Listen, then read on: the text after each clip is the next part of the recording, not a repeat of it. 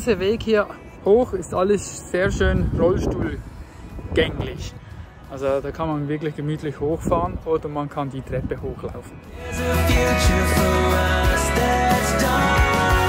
Noch ein paar Treppen hoch und dann sind wir da. Hier auf den Plakaten kann man ganz schön Dinge nachlesen, wenn man da interessiert ist. Schützt das Projekt oder Designing the Bridge. Kann man alles schön nachlesen.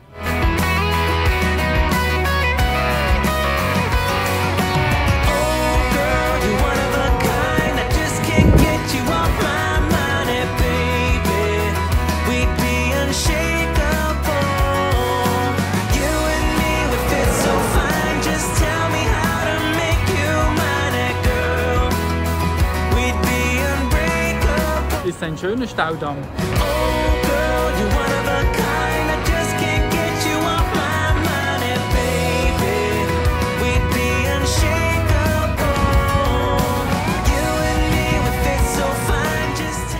Das war jetzt der Hoover-Damm von oben und jetzt fahren wir noch runter, damit wir auch auf dem laufen können.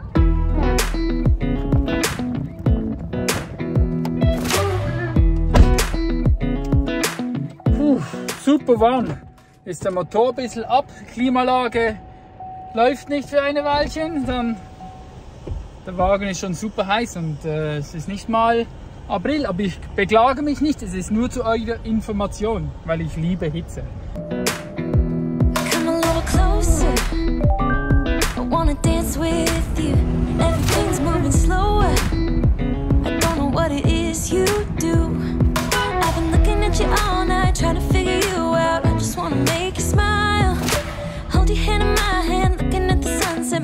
Looking good tonight.